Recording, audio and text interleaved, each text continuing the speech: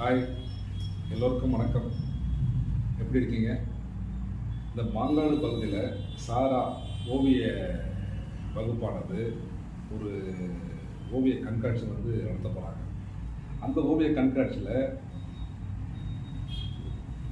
நான் ஒரு ஓவியம் என்ற முறையில் கலந்ததில் மிகவும் பெருமைப்படுறேன்.